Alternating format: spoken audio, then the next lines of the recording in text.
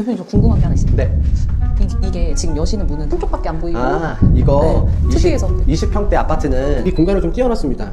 나중에 거주하면서도 여기 책상을 두신다고 해서 이쪽 부분에 조도를 밝게 하기 위해서 이렇게 설계를 했고, 석고를 300 기준으로 걸어서 석고를 고정을 하는데 무조건 석고 부분 2장, 무조건 석고 부분 2장. 그래서 스페이서라고 있습니다. 네. 인터넷에서 찾으면 십자 형식의 플라스틱인데요. 네. 그런 플라스틱을 하나하나씩 뽑아서 쓰면 되기 전에 기존의 바닥에 있는 크랙을 얼마나 정교하게 잘 잡느냐에 따라서 기존의 사이즈가 변기가 이렇게 틀어져 있는 상태에서 파티션은 파티션의 제 역할을 하기 위해서 기본적으로 뎁스가 물이 나가는 통로가 이게 드레인 배관이에요. 노출되지 않은 상태에서 사용이 가능하겠죠. 이 병마저도 실은 이 안에 단열재를 전부 다 넣어서 제약 조건이 있어요. 페인트 무조건 칠하는 게 아니고 이 공간에 대한 여유가 있어요. 사람들이 좀 놓치는 것 중에 하나가 발코니 작업을 할 때 필수 사항은 아닌데요. 신축 아파트도 똑같아요. 이렇게 오래된 아파트가 공사하는 과정에 계속 눈에 나타나는 거예요. 잘못된 부분들, 벽이 기울었다든가 벽이 거칠다든가 천장이 떨어진다든가 벽체가 흔들린다든가 전기가 살짝 틀어져 있다던가. 그걸 다 잡아가는 상태에서 하다 보니까 공사하는 내내 바깥에 오늘 이렇게 비가 많이 오는데 뷰 참 좋죠. 네. 네.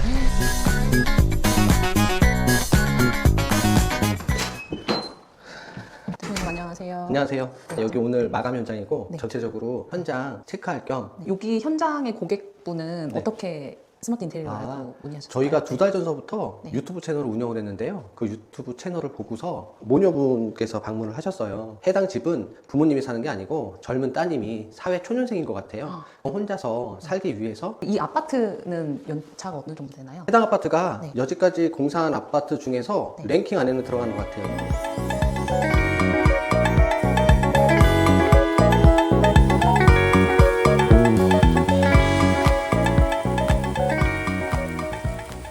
팔 년 차 정도 됐으니까 아파트 나이로 보면 상당히 네. 나이가 많은 아파트죠. 공사 기간이 거의 한 달 걸렸는데 아파트 자체가 오래되다 보니까 네. 굉장히 많이 거칠었어요. 모든 게 뭐 천장이나 벽들이라든가 생각 이외에 보수를 해야 될 부분들이 상당히 많아서 시간도 소요가 많이 됐고 그만큼 공을 좀 많이 들인 현장 중에 하나입니다.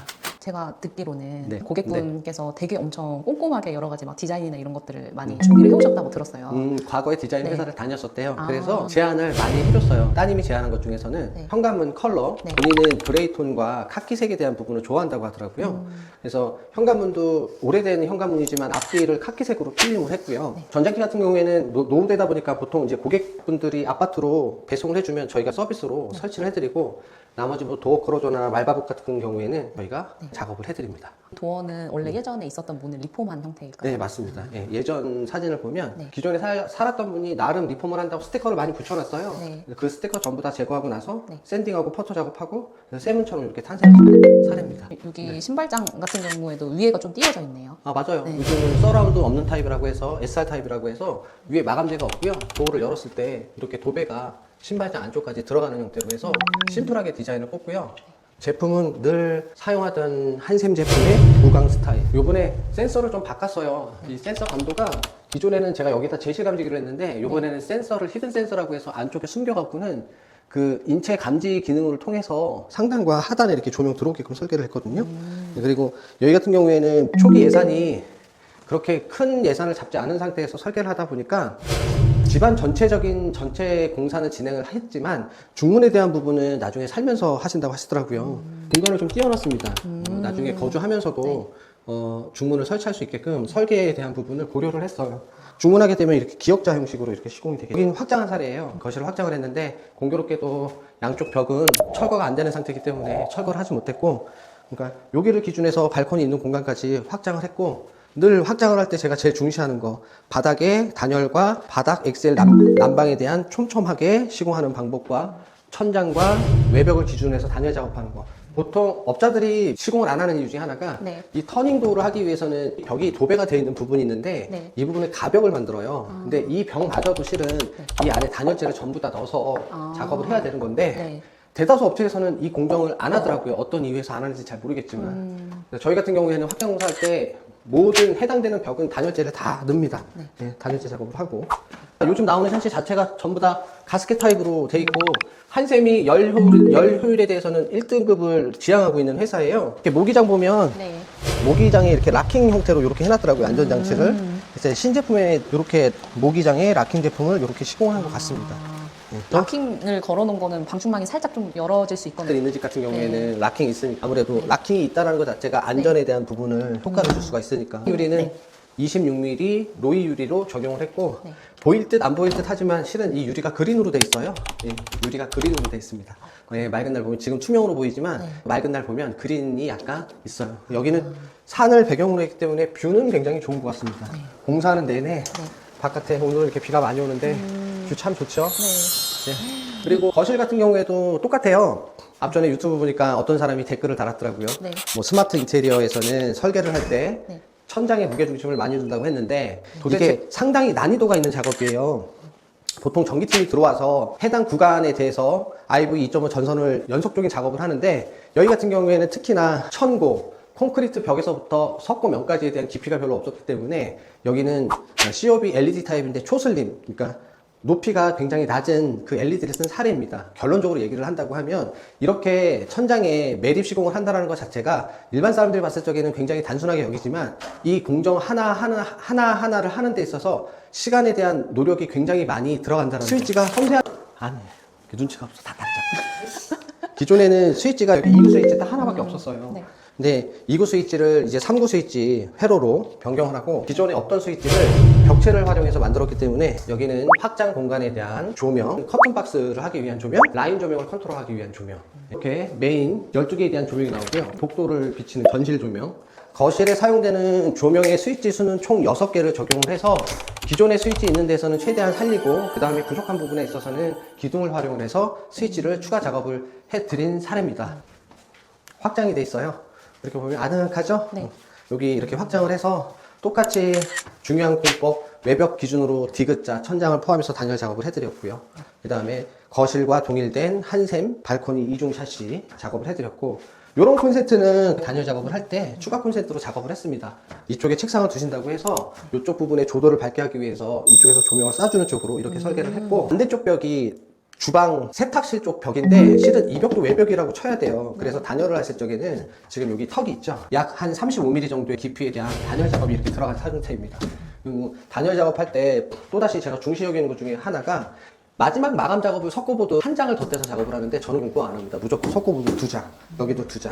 이게 왜냐하면 나무를 300 기준으로 걸어서 석고를 고정을 하는데 큰 힘으로 주먹을 여기 치게 되면 석고가 한 장이면 그냥 구멍이 뚫려요. 석고가 2장이면 웬만한 힘을 가해도 이 벽이 무너지지는 않습니다. 그래서 여기하고 여기는 석고 2장을 하고 상태가 안 좋은 경우에는 저는 이 안쪽에 방수 합판을 대는 경우도 있습니다. 때에 따라서 확장을 할 때 저만에 대한 기준이 있습니다. 항상 예, 단열을 따뜻하게 하기 위해서 평대에서 보편적으로 많이 사용하는 일자 주방이고 보통 이런 경우에는 아일랜드 식탁을 이쪽으로 조금 더 뺄 수는 있지만 공간 효율면에 있어서는 이렇게 일자 주방을 하는 게 좀 나을 듯 싶고요. 이 타일도 고객분께서 골랐어요. 150에 150가. 이게 타일을 한 장 한 장씩 붙이는 타일 형식입니다. 그러니까 요거는 타일의 재료비보다는 실제 작업하는 인건비에 대한 비용이 높은 편이에요. 이 타일 작업을 할 때 이렇게 약간씩 단차가 있는 부분은 뭐냐면 타일을 조금 정교하게 하기 위해서는 해당 벽 타일을 철거를 하고 이 뒷면에 수평을 이루어갖고 석고 작업을 합니다. 석고 작업을 한다는 거는 벽의 면적을 최대한 고르게 한다는 뜻이거든요. 네. 그렇게 고르게 한 상태에서 얘를 붙이는데도 사람의 누르는 힘이 틀리기 때문에 네. 이 타일 뒤쪽에는 세라필스라는 본드를 사용해서 그 본드의 두께만큼 눌러가면서 얘를 고정을 하는 건데 네. 요 누르는 부분에 있어서 힘에 약간의 차이가 있기 때문에 네. 요 단차는 있어요. 그래서 일반 모르는 사람들은 그렇게 따지면 여기서 스페이서라고 있습니다. 네. 인터넷에서 찾으면 네. 십자 형식의 플라스틱인데요. 네. 그런 플라스틱을 하나하나씩 꼽아서 쓰면 되겠는데 네.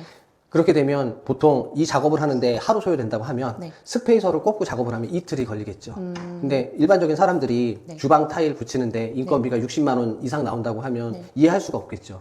작업 방법에 대한 공법에 따라서 퀄리티를 높이기 위해서는 이거 자체의 단차를 없앨 수 있지 않느냐? 없앨 수 있습니다. 완전히 정교하게 한다고 합니다. 여기서 이제 조명을 끄게 되면 못 느끼죠? 네. 단차가 있는 부분들 조명 위에서 쏴주기 때문에 그렇습니다. 대신에 이쁘기는 하다. 네. 단점으로는 매제 공간이 많아서 네. 김치 국물 튀면 네. 빨리 닦아야 된다. 그런 부분이 있고 그래서 오염을 싫어하는 사람들은 네. 매진 색깔을 다른 색으로 넣어도 됩니다. 이렇게 심플함을 원하는 사람들은 매질을 화이트로 작업을 하셔도 되고 네. 아니면 오염이 싫다고 하면 뭐 그레이 계열이나 네. 예를 들어서 시멘트 그런 쪽으로 하면 되는 거고 색상은 이게 코지 우드 하부장으로 했고요. 상부장은 무광 화이트. 조리 작업하기 편하게 할 수 있게끔 라인 조명 위에 시공을 해드렸고요. 얘 같은 경우에는 컨트롤하는 방식이 똑같습니다. 전부 다 개별 스위치로 컨트롤 했고요. 주방에 대해서는 3개의 회선으로 공간을 활용한 사례고 가장 보편적인 수전, 포커 수전 이런 식으로. 그 다음에 싱크볼은 백조 깜포르테 싱크볼 사용을 했고요. 백조 수전을 꽤 많이 쓰시나요? 백조는 싱크볼. 싱크볼. 싱크볼이 백조 네. 깜포르테. 네. 수전도 백조 쓰긴 하는데 워낙에 우리나라 국내에 취급하는 수전들이 많다 보니까 여러 디자인이 있는데 보급형이라고 보시면 될 것 같아요. 그리고 대표님 저 궁금한 게 하나 있습니다. 네. 이게 지금 여시는 문은 그냥 기존에 있었던 문 같은데 왜 한쪽밖에 안 보이고 이거 네, 특이해서. 20평대 아파트는 샤시가 하나의 통 샤시가 돼 있어요. 바깥에서 네. 보시면 샤시가 하나인데 이거는 이쪽에 보통 공간 효율이 여기에 냉장고가 들어갈 수밖에 없잖아요. 네. 주방에서 사용되는 게. 그런데 이쪽 부분에 가벽을 침으로써 한쪽 기존 샤시를 활용을 하되 한쪽을 가벽을 사용을 하면서 문이 슬라이딩 되는 타입으로 이렇게 설계를 해드린 거죠. 가벽을 세우신 거구나. 예, 여기 가벽을 세워서 네. 앞뒤는 도배 마감을 했고 가벽을 세울 적에도 네. 나중에 샤시를 재활용할 수 있게끔 이렇게 분리가 좀 쉽게끔 그렇게 설계를 한 사람입니다. 이렇게 샤시가 두 개로 돼 있죠? 예, 두 개로 돼 있는 샤시를 네. 이렇게 가벽을 가벽을 해갖고는 세우시고. 작업을 한 사람입니다. 중요한 거는 예전 아파트는 바닥에 세탁기 놓는 자리에 턱이 없어요. 네. 세탁기 모델 사이즈 확인을 해서 가로, 세로, 치수 확인하고 나서 이렇게 턱을 높여갖고는 세탁기를 건식으로 사용할 수 있게끔 턱을 만들어드린 사례 중에 하나입니다. 보통 업자들이 많이들 놓치세요. 세탁기 단 높이는 것 자체를. 그리고 습식 환경이에요. 여기까지 다 습식으로서 상관이 없습니다. 샤시를 교체했어요. 이 집은 확장된 공간, 거실과 입구방, 안방 발코니, 세탁실 예산이 된다고 하면 집 전체의 샤시를 교체하는 것도 좋겠지만 외부에 대한 샤시만 교체를 해도 단열이 보장성이 있기 때문에 20년이 넘은 곳은 샤시 교체를 추천드립니다. 리폼 작업하는 것보다는 네. 그게 좀 나으실 거예요. 자체 석고 작업했다는 거. 석고가 안 된 공간은 퍼터 작업으로 전부 다 샌딩 작업했다는 거. 기존 집은 문지방이 있는 상태의 집이었었고 네. 기존의 문틀을 다 철거하고 이렇게 라인 문틀 시공한 사례입니다. 라인 문틀을 시공을 할 때 절대적으로 빠질 수 없는 거 벽체 석고보드 작업하는 거. 이게 조금 시간이 오래 걸립니다. 네. 그래서 벽이 깨끗해요. 굉장히 석고 작업을 해서. 근데 대표님 화장실 문폭이 되게 유독 좁아 보이는데. 이것도 저가 신장이 좀 큰 편이죠. 제가 이렇게 봤을 때 이 정도. 근데 이렇게 남자가 봤을 때 이 정도 이렇게 되죠. 예. 여기는 기존의 사이즈가 변기가 이렇게 틀어져 있는 상태에서 원피스 타입의 슬림한 타입으로 변경을 해서 정리줄을 잡아드립니다. 그 다른 현장에 비해서 여기가 유독 따뜻한 불빛이 네. 많은 그 화장실 네. 같은데 네. 조명을 혹시 다른 거 쓰신 건가요? 네, 조명 브랜드 바꿨습니다. 네, 조명 브랜드 2인치로 바뀌었고 네. 이게 브랜드마다 틀리기는 하는데 이게 똑같은 조명인데도 공간 효율에 따라서 다가오는 느낌이 틀려요. 여기는 24평 욕실 치고 굉장히 슬림한 아담한 사이즈라고 얘기를 해야 돼요. 네. 사람들이 욕심을 내는 것 중에 하나가 네. 여기 지금 샤워 공간인데 네. 여기에 유독 파티션을 놓고 싶어 하세요.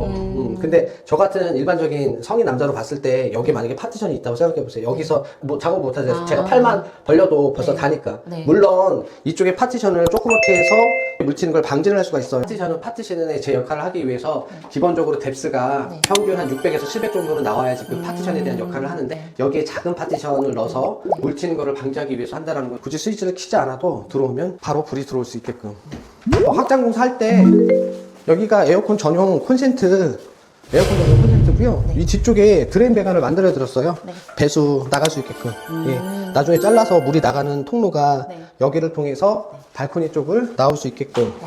드레인 배관 이렇게 거추장스럽지 않게끔. 네. 이게 드레인 배관이에요. 에어컨 물이 여기를 통해서 나오기 때문에 굳이 노출되지 않은 상태에서 네. 사용이 가능하겠죠. 매번 저희가 가장 많이 쓰는 세라믹 코트로 네. 시공을 했고요. 그 세라믹 코트가 일반 탄성입니다. 네, 세라믹 성분이 들어가 있기 때문에 단열이라든가 네. 곰팡이 억제라든가 그런 부분들에 대한 장점이 있습니다.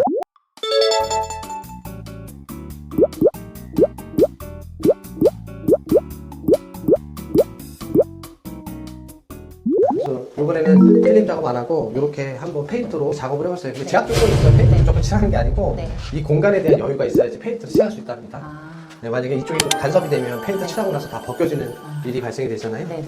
또 이쪽은 이제 선반 2개 달아가고 탈부착 가능하게끔 했고 이 안쪽도 신경 써서 타일로 마감했어요. 보통 업자들은 이 안쪽에 장판 시공하거든요. 그리고 중요한 것 중에서 하나가 사람들이 좀 놓치는 것 중에 하나가 발코니 작업을 할 때 필수 사항은 아닌데요. 이 걸레 바지를 해야지 실은 더 좋아요. 근데 아파트 발코니 쪽에 보면 이 걸레 바지를 돌린 데는 별로 없습니다. 신축 아파트도 똑같아요. 이게 걸레 바지 붙이는데 소요되는 시간이 많이 걸리거든요. 네. 그럼 걸레 바지를 안 붙이면 어떤 현상이 일어나느냐? 이 페인트가 밑에까지 내려갑니다. 네. 걸레 바지 없이. 그런데 여기 환경이 매일 물을 쓰는 환경은 아니겠죠. 습식 환경인데 그래도 물이 페인트에 지속적으로 닿으면 페인트가 떨어지는 현상이 있겠죠. 그래서 제가 관리하는 현장들은 비용이 좀 들지만 발코니 작업을 할 때 반드시 이렇게 걸레바지 이렇게 시공합니다. 하다못해 저 안쪽도 걸레바지 돌아간 거 보이시죠? 이렇게 시공에 대해서 조금 꼼꼼하게 더 신경을 쓰는 편이에요. 그래도 예산을 엄청 고려 많이 하신 걸로 알고 있는데 그 했는데, 제품도 많이 쓰시고.